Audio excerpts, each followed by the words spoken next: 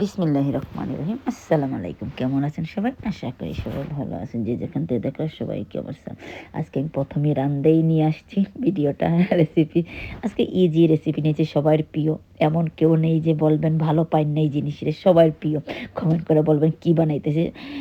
আমার মনে হয় না এমন কোনো মানুষ আছে এই জিনিসটা ভালো পায় না। সবাই ভালো পায় এই জিনিসটা। আর এই জিনিসটা বানাইতে বাচ্চাও পারবে, ইজি সবচেয়ে। তাই আমি প্রথমে একটা পেঁয়াজ দিল্লা দিছি, একটা পেঁয়াজ ইয়ে করে দিচ্ছি। একটু 2 মিনিট হইলে তাই আমি রসুনটা দিয়ে দিব। এখনও বলেন, কমেন্ট করে জানাবেন কী বানাইতেছি আমি।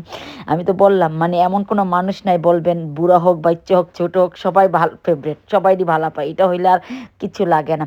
ছোটোবেলা আমরা ক্ষেত থেকে উঠাইয়া নানি অকল থেকে দাদি অকলে কাইটটা দিত, কাইটটা আমরা পানি দিয়ে দিতে রাঁধতে। শীতের মজাই আলাদা ছিল। শীতের সময় ক্ষেত থেকে উঠে উঠে আমরা বানাইতাম। তো আমি একটু হলুদ দিয়ে দিছি, ইচার দিব আমি ওই জন্য, ইচা দিব ওই জন্য আমি একটু হলুদ দিয়ে দিছি। প্রথমে আমি পেস্টটা ভাজছি, পরে রসুনটা দিছি, কারণ এইটার মাঝে একটু রসুন বেশি লাগে, বুঝছেন? এই জিনিসটার মধ্যে রসুনটা একটু বেশিই লাগে। আমার কাছে লাগে, আমি রসুন পেস্ট কম লাগে, রসুন বেশি লাগে আমার কাছে লাগে।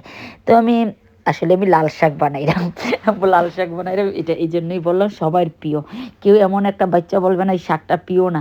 আসলে আমরা ছোটোবেলা যখন লাল শাক খেতে থেকে উঠি আইনা দিত, আর দুইয়া রাঁধতো যখন নানি মা অকলরে, আর ভাতের লগে মুট করে দিত। মানে কে কে খাইছেন ভাতের মুট কইরা শাক দিয়া? খুবই আলাদা একটা মজা হইতো না। কারা কারা খাইছেন কমেন্ট করে জানাবে। আমাদের সময় কিন্তু আসলে যখন শাক রাঁধতো খুবই লাল হইতো, মজা মানে ভাতও সহ লাল হয়ে যেত। আর এখন তো শাক মিনিংই বুঝি না আমি, এটা নামের শাক আসলে। তো আমি প্রথমে আর কি আপনারা দেখলেন একটা পেঁয়াজ দিছি, আমি একটু রসুন দিছি, একটু হলুদ দিছি। ইচার জন্য আমি হলুদটা দিছি, কারণ আমি শাকটারে মিক্স করে লাইছি ইচার শাক। কারণ ইচারটা আমি প্রথমে ভাইজা নিছি, আপনারা শেয়ার করলাম। একটা পেঁয়াজ দিছি, পেঁয়াজ কমই দিই শাকের মাঝে। আর রসুন আমি 2টা দিছি। তো প্রথমে আমি বাগার দিয়ে বসাইছি। আগে আমরা ছোটোবেলা নানি তারা মা চাষিরা শাকরে প্রথমে বসাইতো, বসাইয়া বাদে বাগার দিত এন্ডিং আমাদের সময়। এখন আমি কি করছি শাকটারে রান্না তো আমরা সবাই পারি, বলবেন একটা শাক কী রেসিপি আর কি নাকি। আমি একটু শেয়ার করলাম আমার মতো, আমি কিলা শাক রান্ধি।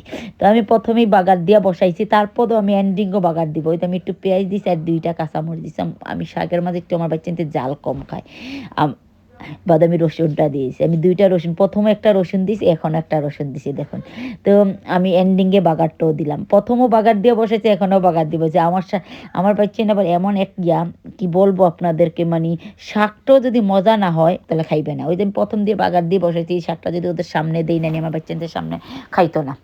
এখন যে বাগারটা দিছি এটার ফ্লেভারটাই আলাদা, মজা আইছে, টেস্টটা বাড়াইয়া লাইছে, তখন আমি খাইছি। আর শুকনো মরিচ হইলে তো শাক আর আলাদা মজা হয়। তো আমার শুকনো মরিচটা বাজাই আসছে। আমার বাচ্চা একটু জাল কম খায়, শাকের সাথে জাল খাইতেই চায় না।